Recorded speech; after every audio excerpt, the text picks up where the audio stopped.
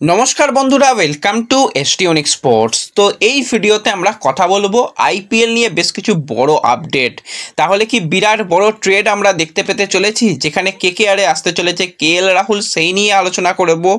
রাসেলের এবার কিন্তু রিপ্লেসমেন্ট দরকার, তো রাসেলের পরিবর্তে কাকে কেকেআর ভাবনা চিন্তা করতে চলেছে সেই নিয়ে আপডেট দেব।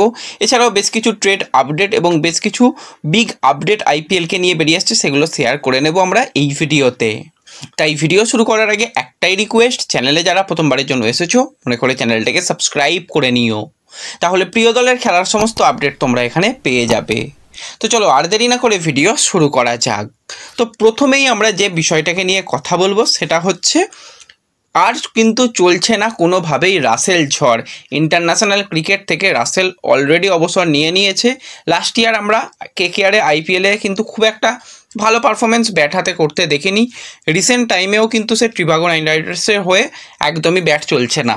লাস্ট ম্যাচে 6টা বল খেলেছে, সেখানে 1 রানে আউট হয়ে গেছে। তো যেই রাসেলকে আমরা বিগ হিটার হিসাবে দেখে এসেছি, এমন কিছু ম্যাচে রাসেল নেমে দলকে জিতিয়ে দিয়েছে, সেই রাসেলের কিন্তু এখন ছাওয়া নেই, কোনো রকম পারফরমেন্স নেই। সেই ব্যাটিংয়ের তো ধারে কাছে পারফরমেন্স নেই। হ্যাঁ, বল হাতে কিছু ম্যাচে কিছু পারফরমেন্স করছে একজন, কিন্তু পারফেক্ট অলরাউন্ডারের কাছ থেকে ভালো পারফরমেন্স কিন্তু কেকেআর কোনোভাবেই পাচ্ছে না, কোনোভাবে রাসেল সেটা করতেও পারছে না। এবার এজ একটা অবশ্যই বড় ব্যাপার হয়ে দাঁড়িয়েছে, যে এজটা কিন্তু অনেকটাই হয়ে গেছে, সেই কারণে কিন্তু রাসেলের পারফরমেন্সের ডাউনগ্রেড হয়েছে। তো রাসেলকে কিন্তু অবশ্যই কেকেআর রিলিজ করতে পারে। রিলিজ বলতে কি, রাসেল কি আদেও খেলবে সেটাই হচ্ছে এখন দেখার বিষয়। কারণ আমরা অপর দিকে যদি একটুখানি চেন্নাই সুপার কিংসের দিকে তাকাই, তারা কিছুদিন আগেই শোনা যাচ্ছিল যে আশ্বিনকে রিলিজ করবে, এবং আশ্বিনও জানাচ্ছিল যে তাকে কিন্তু রিলিজ করে দেওয়া হোক, সে কিন্তু পরবর্তী ভাবনা চিন্তা নিয়ে ভাবতে চায়। কিন্তু আজকে হঠাৎই রবিচন্দ্রন আশ্বিন নিজে বড়সড় সিদ্ধান্ত নিয়ে নিল, নিজস্ব সোশ্যাল মিডিয়ায় সে পোস্ট করে জানায় সে আইপিএল থেকে কিন্তু এবার অবসর নিচ্ছে। দীর্ঘদিন ধরে কিন্তু আশ্বিন সে আইপিএলে খেলেছে। টোটাল কিন্তু আইপিএলে 220 ম্যাচ খেলার অভিজ্ঞতা, সেখানে 187টা উইকেট নিয়েছে। তার যদি ভালো পারফরমেন্স কিছু বলি, বড় ম্যাচের কিন্তু প্লেয়ার বলতে হয়। 2011 সালের আইপিএল ফাইনালে কিন্তু 16 রান দিয়ে 3টে বড় উইকেট নেওয়া। 2010 সালে কিন্তু সিএল টি20 সেখানেও কিন্তু 16 রান দিয়ে 2টো বড় উইকেট নেওয়া। তো দুর্দান্ত কিন্তু সময় কাটিয়েছে, এবং আশ্বিনকে আমরা বেশ ভালো ভালো ইনসিডেন্টও ঘটাতে দেখেছিলাম সেখানে, আমার তো মনে রয়েছে। তো সেই আশ্বিন ভার্সেস বাটলার, সেই যে একটা স্টাম্প আউট, সেটা তো একটা দারুণ ব্যাপার ছিল।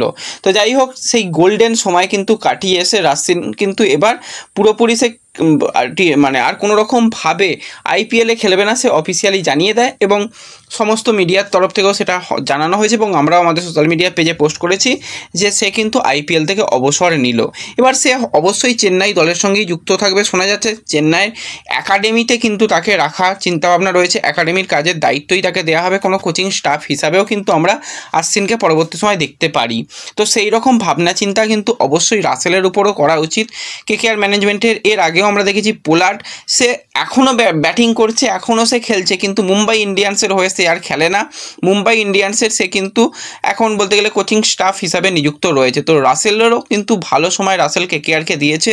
তো এবার দুটো পার্টি মিলে আলোচনা করা উচিত যে তোমাকে আমরা রিলিজ করলে সেটা তোমার জন্য খারাপ হবে, তুমি অন্যতম লেজেন্ড প্লেয়ার বলতেই হয়। তো সেক্ষেত্রে তুমি রিটায়ারমেন্ট অন্তত আইপিএল থেকে নিয়ে নাও, সেখানে আর তোমাকে খেলতে হবে না, সেখানে তুমি আমাদের কোচিং স্টাফ হিসাবে নিযুক্ত থাকো, সেটা কিন্তু অনেক ভালো হবে। এবং রাসেলের অলরাউন্ড এবিলিটি আমরা জানি, সেই এক্সপিরিয়েন্স কিন্তু প্লেয়ারদের সঙ্গে শেয়ার করা, যদি তাকে ব্যাটিং কোচ হিসাবেও রাখা হয় বা তাকে যদি কোনো একটা যে কোনো পদে রাখা হয়, খারাপ অপশান হবে না।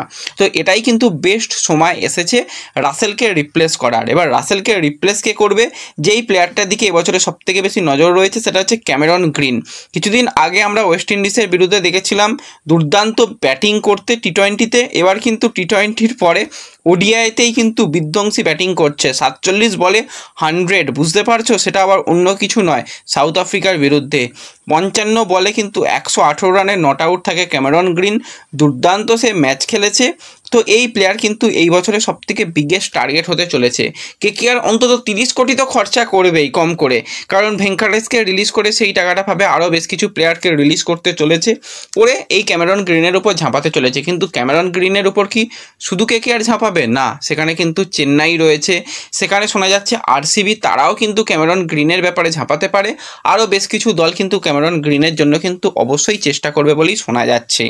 কিন্তু এই মুহূর্তে সবথেকে যেটা বড় আপডেট বেরিয়ে আসছে সেটা হচ্ছে কেএল রাহুলকে নিয়ে। মাঝখানে শোনা গিয়েছিল কেকেআর কিন্তু খুবই ইন্টারেস্ট শো করছে রাহুলকে নেবার ব্যাপারে, তারপর আর কথাবার্তা এগোয়নি, কিন্তু এখন আবারও বেশ কিছু বড় মিডিয়ার তরফ থেকে আপডেট আসছে রাহুলকে পাওয়ার জন্য কিন্তু কেকেআর নতুন করে আবার চেষ্টা করছে। এবার কিন্তু শুধুমাত্র কেকেআর নয়, এবার কিন্তু চেষ্টা সেক্ষেত্রে শুরু করেছে সিএসকে। কেকেআর সিএসকে দুটো দল মিলেই কিন্তু চাইছে যাতে রাহুলকে পাওয়া যায়। এবার কেকেআর একটা অফার দিয়েছে, তো দেখা যাক সেই অফারটাকে যদি দিল্লি আপসেট করে সেটা হওয়ার সম্ভাবনা রয়েছে, একজন বিদেশি প্লেয়ার বাদবাকি ক্যাশ ডিল। কিন্তু ডিসির যেটা বক্তব্য সেটা হচ্ছে একজন মেন প্লেয়ারকে চাই, প্লেয়ারের পরিবর্তে প্লেয়ার আমরা অল ক্যাশ ডিলে কিন্তু ট্রেড করব না।